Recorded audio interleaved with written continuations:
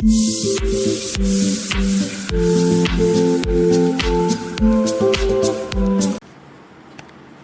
Friends, இன்றைக்கி என்ன செய்ய போகிறேன்னா, இன்றைக்கி கடவா மீன் தான் செய்ய போகிறேன். ஏற்கனவே நான் ஒரு போட்டிருக்கேன், கடவா மீன் போட்டிருக்கேன்.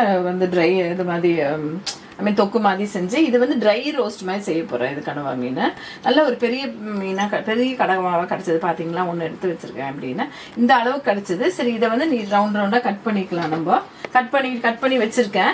தலையை தனியாக கட் பண்ணி வச்சுருக்கேன், க்ளீன் பண்ணி வச்சுருக்கேன். இதை தனியாக க்ளீன் பண்ணி வச்சுருக்கேன். ஒன்றா தான் போட்டு செய்ய போகிறோம். ஆனால் க்ளீன் பண்ணவோ தனியாக க்ளீன் பண்ணிக்கோங்க. இப்படி இந்த மீன் இவ்வளோ பெருசாக இருக்கும். இதை வந்து ரவுண்டாக கட் பண்ணிக்கணும். நான் சும்மா காட்டுறதுக்கோசரம் நல்லா பெருசாக இருந்துச்சுன்னு சொல்லி எடுத்து வச்சுருக்கேன். ஏற்கனவே நான் அந்த க்ளீனிங் வீடியோ போட்டிருக்கேன். இப்போ இதை அலசி எடுத்துட்டு நான் உங்களுக்கு காட்டுறேன். இப்போ பாருங்கள், இது ஒரு நல்ல ஒரு 4-5 டைம் வாஷ் பண்ணி தனித்தனியாக தலையை தனியாக வாஷ் பண்ண, இதை தனியாக வாஷ் பண்ணி க்ளீனாக வச்சாச்சு. ஒன்று செய்யும் போது ஒன்றா தான் செய்ய போகிறோம். நல்ல பெரிய பெரிய கடவாவாக கிடச்சிது நம்மளுக்கு இன்றைக்கி. ஸ்குவிட்னு வாங்க, இதை நல்ல பெருசாக இருந்துட்டு நல்லா இருக்கும். இது மோஸ்ட்லி ரொம்ப டேஸ்டான மீன் இது. இப்போ இதுக்கு என்னென்ன போட்டு ரொம்ப ஈஸியான இதுதான், இது ஃபாஸ்ட்டாக செஞ்சிடலாம். என்னென்ன போடுறேன்னு பாருங்கள். இதுக்கு நல்ல 1 ஸ்பூன் மஞ்சள் தூள்,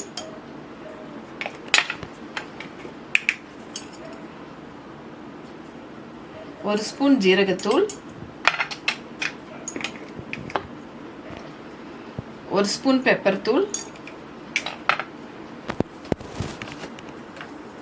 காஷ்மீர் மிளகாத்தூள் வந்து நல்லா ஒரு 1.5 ஸ்பூன் அளவு போட்டுக்கோங்க. ஏன்னா வந்து அது கலர் கொடுக்கும், ரெட்டாக இருக்கும். அப்புறமா குழம்பு மிளகாத்தூள், நம்ம வீட்டில் அரைக்கிறனால வெறும் மிளகாத்தூள், குழம்பு மிளகாத்தூள் 1 ஸ்பூன். அப்புறம் உப்பு நமக்கு தேவைக்கு ஏற்ப. ரொம்ப உப்பு சேர்த்துக்காதீங்க. மீனுக்கு சிக்கனுக்கெல்லாம் உப்பு வந்து கரெக்டாக சேருங்க, எல்லாம் ரொம்ப உப்பு கறிக்கும். இது போதும், இந்த அளவு உப்பு போதும். அப்புறம் நல்லா ஒரு 1.5 ஸ்பூன் இஞ்சி பூண்டு பேஸ்ட் இதெல்லாம் போட்டுட்டு கூட வந்து ஒரு பாதி லெமனை வந்து நம்ம ஸ்குவீஸ் பண்ணி விட்டுடலாம். இவ்வளோதான் இதுக்கு தேவையானது. ஒரு பாதி லெமனை வந்து ஸ்குவீஸ் பண்ணி விட்டுடலாம். அவ்வளோதான். இதை வந்து நல்லா ஒரு மிக்ஸ் கொடுத்துருங்க. இது நல்லா வந்து நம்ம இப்போ பெரட்டி விட்டுட்டு இதை வந்து ஒரு 1 hour மேரினேட் பண்ணணும்.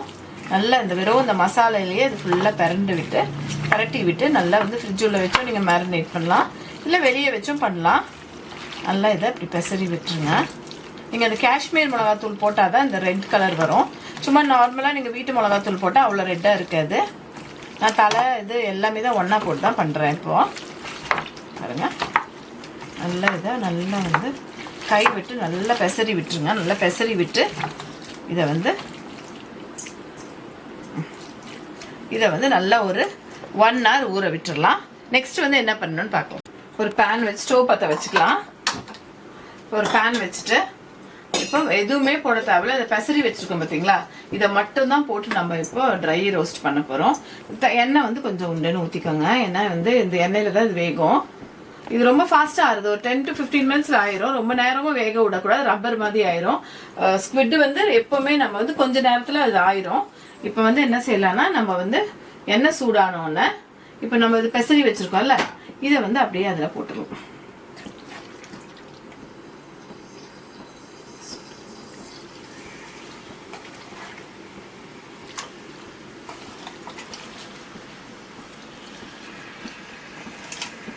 மசாலாலாம் கீழே இருக்கும்.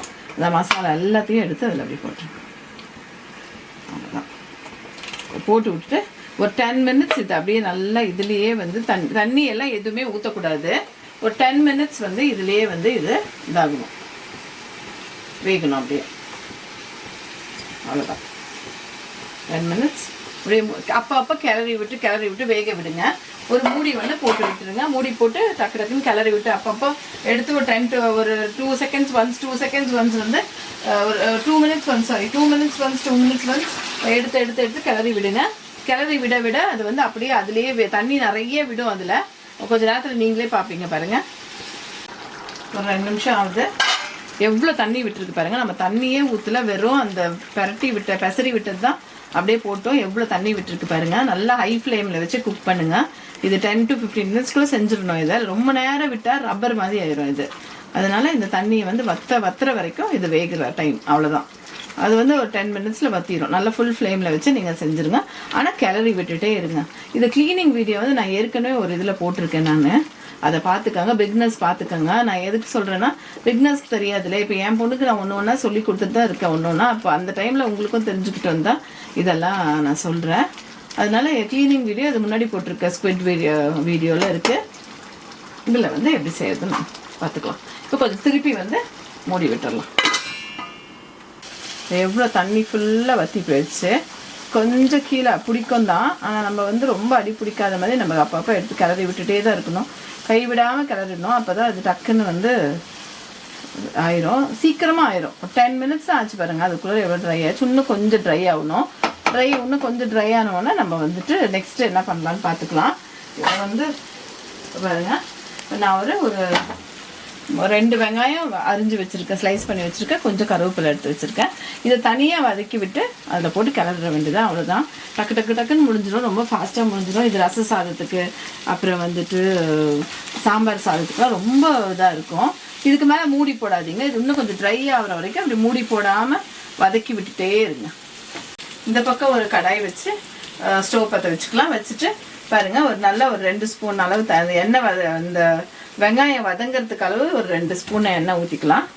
சூடு ஏறிட்டோம். இந்த பக்கம் பாருங்கள், இது எவ்வளோ வந்து இது எண்ணெய் பிரிஞ்சு வருதுன்னு. இப்படி எண்ணெய் பிரிஞ்சு வந்துடும், அவ்வளோதான். நம்ம ஊற்றின எண்ணெய் இப்போ வந்துடும், அவ்வளோதான். நல்லா ட்ரையாக ஆயிடுச்சு பாருங்கள். இந்த அளவுக்கு ட்ரை ஆகணும். ட்ரை ரோஸ்ட் தான் அது நல்லாயிருக்கும். இது இந்த மாதிரி செஞ்சால், ட்ரையாக செஞ்சால். பாருங்கள், அந்த சைடில் எடுத்து ஸ்லோ பண்ணிக்கலாம் ஸ்டோவை. இந்த பக்கத்தில் இப்போ எண்ணெய் காஞ்சோடனே நம்ம வச்சுருக்கோம் இல்லையா கருவேப்பிலை,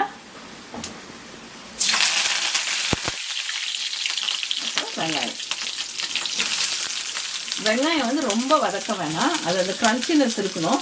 ஒரு சும்மா கொஞ்சம் நேரம் வதங்கினா போதும். வெங்காயம் பச்சையாக போட வேணாம்னு சொல்லி தான் சும்மா ஒரு 2 வதக்கி போடுறோம் நம்ம.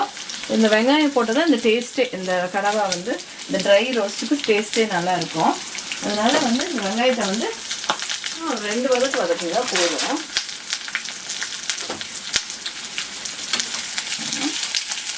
இதில் 2 நிமிஷம் வதக்குனா போதும். இந்த வெங்காயம் அப்படியே வந்து வேகாமல் இந்த இதாகவே இருக்கும், ராவாகவே இருந்தால் தான் அந்த டேஸ்ட் நல்லா இருக்கும். சிலர் வந்து வதக்கவே மாட்டாங்க, அப்படியே போட்டுருவாங்க. நான் சில சமயம்லாம் இந்த எண்ணெயில் வதக்கவே மாட்டேன், வந்துட்டு அப்படியே போட்டுருவேன். வெங்காயத்தை அதில் போட்டு அதுலேயே ஒரு ரோஸ்ட் கொடுத்துருவேன். இப்போ சரி, இந்த செஞ்சு பார்க்கலாம் தான் எப்படி செய்கிறேன் நான். பிகினர்ஸ்லாம் இது ரொம்ப ஈஸி, ரொம்ப ரொம்ப கற்றுக்க வேண்டியதே இல்லை. இது அவங்களுக்கு இதில் வந்து ரொம்ப ஃபாஸ்ட்டாக முடிஞ்சிட வேண்டிய வேலை. அதனால அவ்வளோ மசாலா எதுவும் தேவைப்படாது. கொஞ்சம் தான் எல்லாம் இருக்கிறத, வீட்டில் இருக்கிறது தான் வச்சு டக்கு டக்கு டக்குன்னு போட்டு செய்ய போகிறோம். இது ரொம்ப ஈஸியானது. பிகினர்ஸ்க்கு இது ரொம்ப ஈஸியான ரெசிபி இது.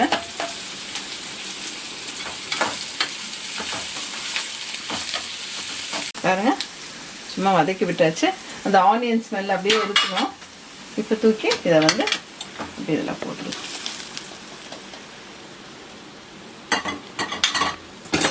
போட்டுட்டு இதை வந்து அப்படி கிளறி வச்சுக்கணும், அவ்வளோதான்.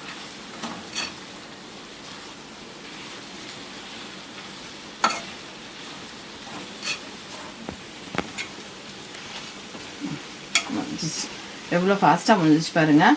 ஒரு 15 மினிட்ஸ் தான் ஆச்சு. நீங்கள் வந்து இது க்ளீன் பண்ணி வச்சுட்டு கூட எப்பயாவது முடிச்சுட்டு வேலையெல்லாம் முடிச்சு டக்குன்னு வந்து செஞ்சு முடிச்சிடலாம். ஒரு சாம்பார் வச்சுட்டு இந்த மாதிரி ஒரு கடவா ஃப்ரை பண்ணிங்கன்னா ரொம்ப நல்லாயிருக்கும். அவ்வளோதான், முடிஞ்சது. கொத்தமல்லி தூவி இருக்கிற வேண்டியது தான், அவ்வளோதான்.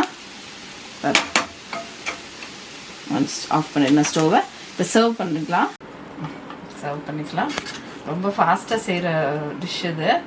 என் பொண்ணுக்கும் வந்து சமையல் ரொம்ப பிடிக்காது. சமையல் வந்துட்டு செய்யறதுக்கு பிடிக்காது, சாப்பிட பிடிக்கும், ஆனால் செய்யறதுக்கு பிடிக்காது. அந்த மாதிரி சின்ன சின்ன விஷயம்லாம் ஈஸியானதெல்லாம் செஞ்சு காட்டும் போது அவங்களுக்கு வந்து ரொம்ப ஈஸியாக இருக்கும்.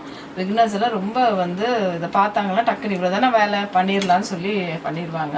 இது மாதிரி நீங்களும் வீட்டில் செஞ்சு கொடுங்க, குழந்தைங்களுக்கு செஞ்சு கொடுங்க. பாருங்கள், வெங்காயம்லாம் அப்படியே அந்த அந்த பச்சை இது அப்படியே இருக்கணும், அந்த ரானஸ் அப்படியே இருக்கணும் வெங்காயத்தில். பார்த்தீங்களா, அப்படியே வெங்காயம் அப்படியே இருக்குன்னு மாதிரி பண்ணி இது பண்ணுங்க. நல்ல இந்த விஷயம் கிடைச்ச கடவா வந்து நல்ல பெரிய பெரிய கடவா மீன். அதனால எங்களுக்கு அது நல்லா வருது, நல்லா இருக்குது பார்க்குறதுக்கு. சாப்பிட்றதுக்கும் ரொம்ப ருசியாக இருக்கும். உப்பு கிப்பு எல்லாமே கரெக்டாக இருக்குது. டேஸ்ட் பண்ணி பார்த்துட்டேன் நான், எல்லாமே கரெக்டாக இருக்குது. சேனலை பாருங்கள், சப்ஸ்கிரைப் பண்ணுங்கள், ஷேர் பண்ணுங்கள், லைக் பண்ணுங்கள். தேங்க்யூ.